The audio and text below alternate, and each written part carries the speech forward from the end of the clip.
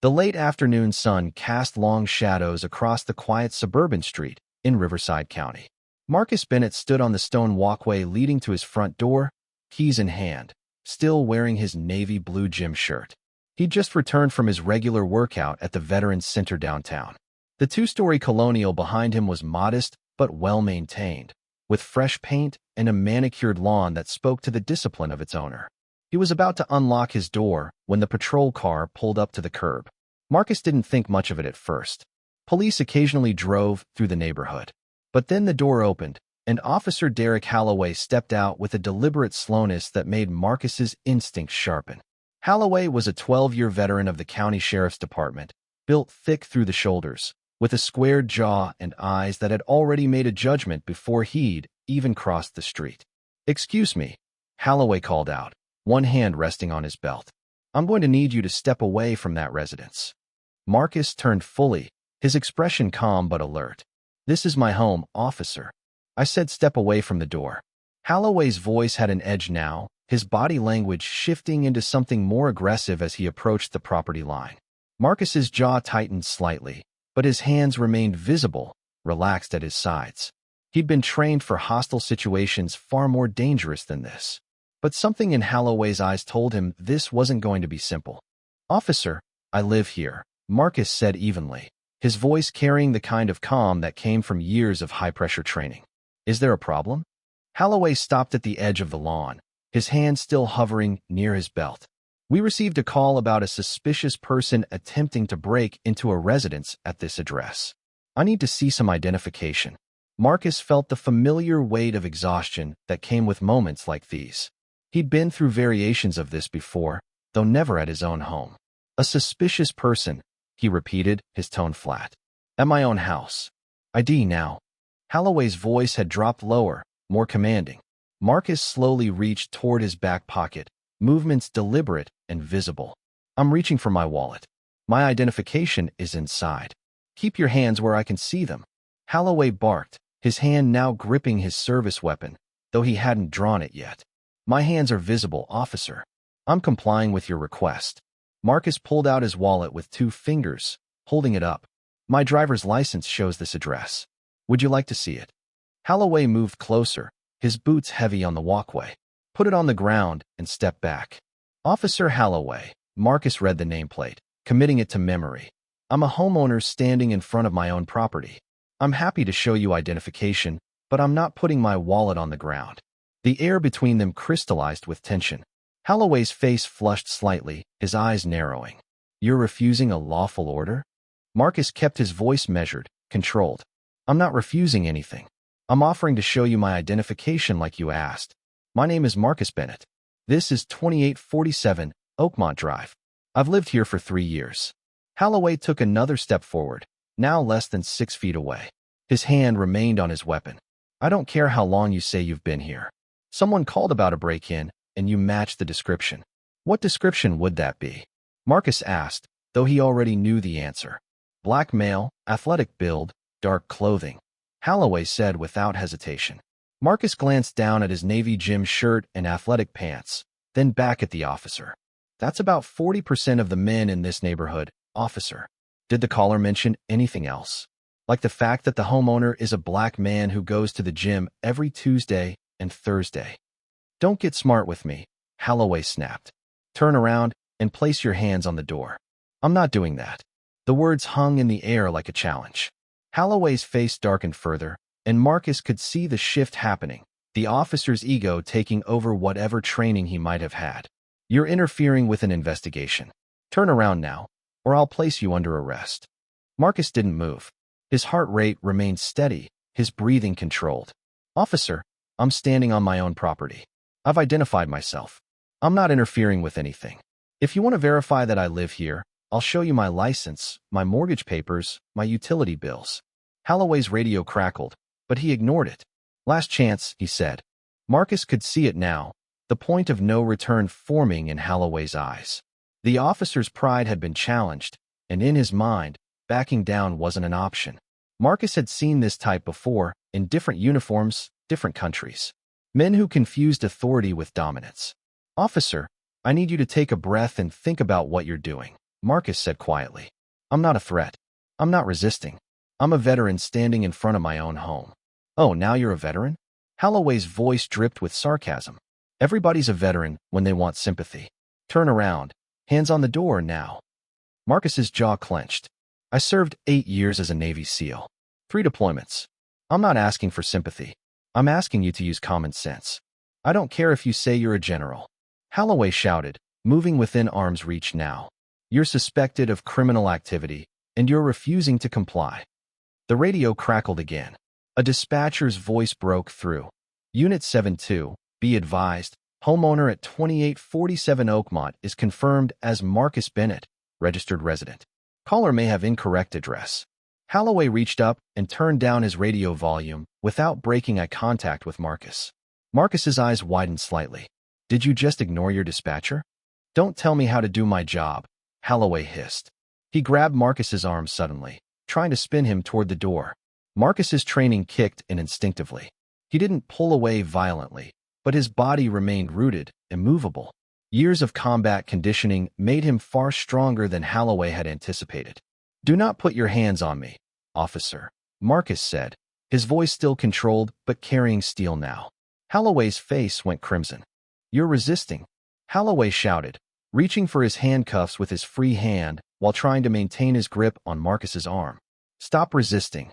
Marcus hadn't moved aggressively, hadn't pulled away, hadn't done anything but stand firm. But Holloway was already constructing his narrative, the one that would go in the report. The body camera on his chest captured everything, the small red light blinking steadily. But in his anger, Holloway seemed to have forgotten it was there. I'm not resisting, Marcus said clearly, projecting his voice. I'm standing still. Officer Holloway is escalating this situation unnecessarily. I'm a homeowner at my own residence. My hands are visible. I'm not a threat. He was speaking for the camera now, documenting everything. Shut up. Holloway yanked harder, trying to force Marcus's arm behind his back. But Marcus was 6'2" and maintained the kind of fitness that came from treating his body like a weapon that needed constant maintenance. Holloway couldn't move him. A car door slammed across the street. Marcus's neighbor, Mrs. Chun, an elderly Korean woman who'd lived on Oakmont Drive for 20 years, stood on her front porch. She had her phone out, recording. Officer, that's Marcus, she called out. He lives there. What are you doing? Holloway glanced over his shoulder, irritated. Ma'am, step back inside.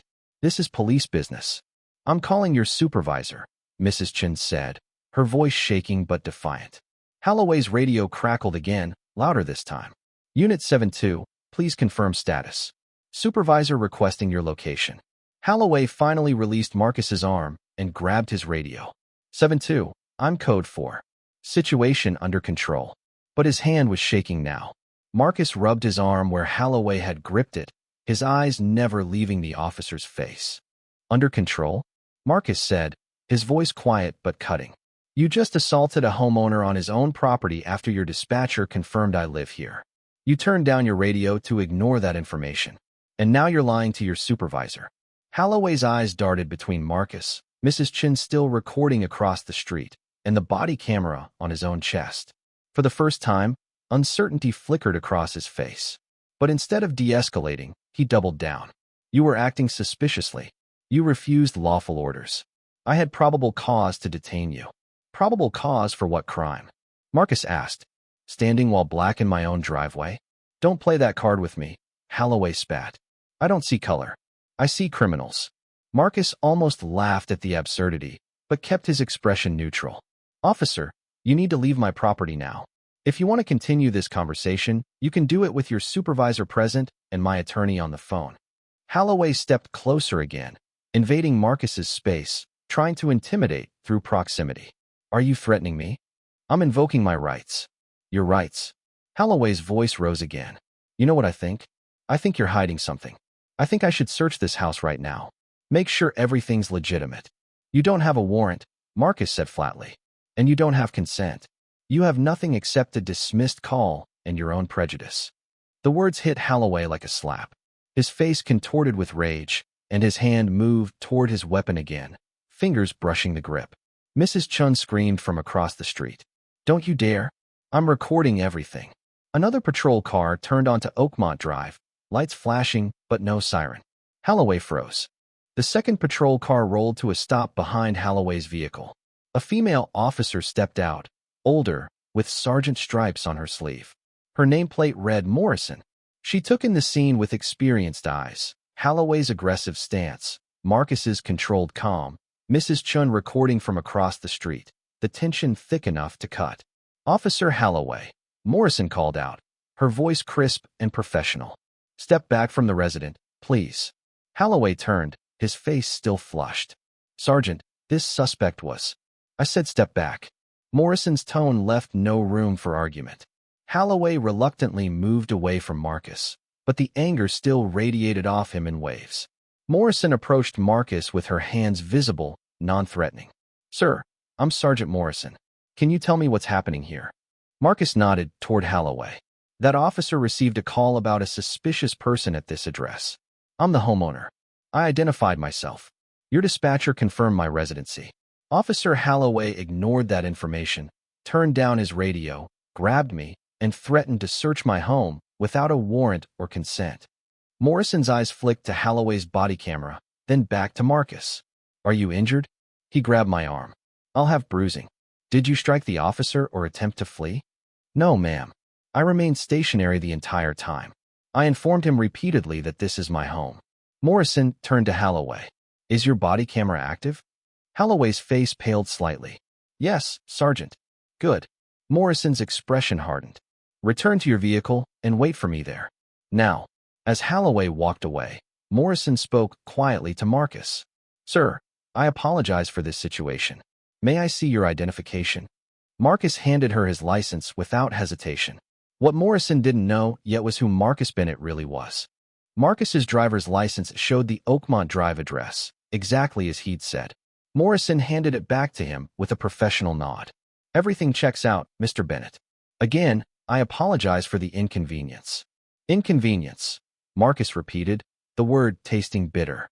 "Sergeant, that officer assaulted me, ignored dispatch, lied to his supervisor, and threatened an illegal search. That's not an inconvenience. That's a civil rights violation." Morrison's expression tightened. She knew he was right. "I understand your frustration. I'll be reviewing Officer Holloway's body camera footage and filing a report. You have every right to file a formal complaint." "I'll be doing more than that," Marcus said quietly. Morrison gave him her card and returned to her vehicle, where Holloway waited. Through his front window, Marcus watched them have a heated conversation, Morrison's hands gesturing sharply while Holloway shook his head, still defensive. Mrs. Chun crossed the street, her phone clutched in her hand. "Marcus, I got everything. The whole thing. Should I send it to you?" "Please," Marcus said. "And thank you for speaking up." After the patrol cars finally left, Marcus went inside and sat down at his kitchen table. His hands were steady, but the adrenaline was starting to fade, replaced by a deep, familiar exhaustion. He pulled out his phone and made a call. "Jenkins Law Firm. How may I direct your call?" "Sarah Jenkins, please. Tell her it's Marcus Bennett." What Officer Derek Holloway didn't know, what Sergeant Morrison didn't know, and what would soon become devastatingly clear was that Marcus Bennett wasn't just a Navy SEAL veteran. He was also a civil rights attorney who'd been practicing law for 2 years since leaving active duty. Sarah Jenkins had been Marcus's law school study partner and was now one of the most aggressive civil rights attorneys in the state. When Marcus finished recounting the incident, there was a long pause on the line. "Tell me you have the body cam footage," Sarah finally said. "I filed a public records request within an hour, and my neighbor has cell phone video from across the street. Clear audio, clear visuals." "Marcus, this is textbook. Ignored dispatch confirmation, physical contact without cause, threatened illegal search, false statements to a supervisor. And he did all of this to an attorney who knows exactly what his rights are. And all of it on his own body camera," Marcus added. Within 48 hours, Marcus had filed a formal complaint with the Sheriff's Department and a federal civil rights lawsuit. Sarah crafted the legal documents with surgical precision, citing specific case law, constitutional violations, and department policy breaches. They requested the body camera footage through official channels. The Sheriff's Department tried to stall. Then they tried to claim technical difficulties. But Marcus had anticipated this. Sarah filed a motion to compel, and a federal judge ordered the footage released within 72 hours.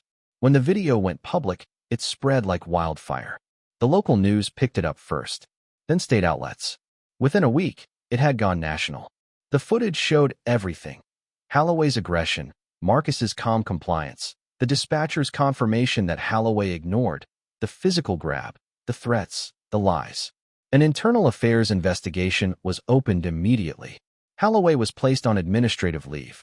But the real damage came when journalists started digging into his history. They found a pattern: 8 previous complaints, 5 involving black residents, 2 settlements paid quietly by the county. The sheriff's department had known, and they'd done nothing. The disciplinary hearing lasted 3 days.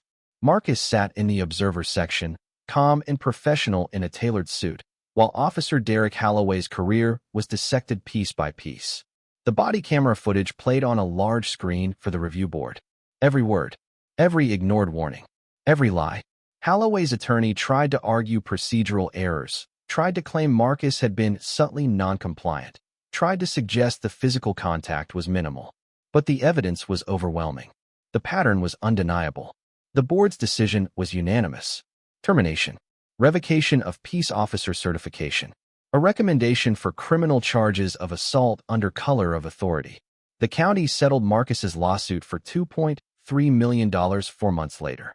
Marcus donated half to organizations supporting police accountability and legal aid for victims of misconduct.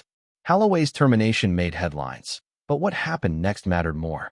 The sheriff's department was forced to implement new policies: mandatory bias training, stricter oversight of officers with complaint histories, automatic supervisor notification when dispatch information contradicts officer claims, and real consequences for ignoring body camera evidence. Mrs. Chin's cell phone video had been viewed over 15 million times. In the comments, thousands shared their own stories. Some found the courage to file complaints they'd been too afraid to file before. Marcus returned to his quiet life on Oakmont Drive, but he expanded his legal practice, taking on more civil rights cases, often pro bono. He knew one victory wouldn't change everything. Systems built over decades don't crumble from a single lawsuit. But accountability has to start somewhere. And sometimes it starts with one man who refused to back down, one neighbor who refused to look away, and one body camera that captured the truth no one could deny. Justice isn't always swift, but when it comes, it must be absolute.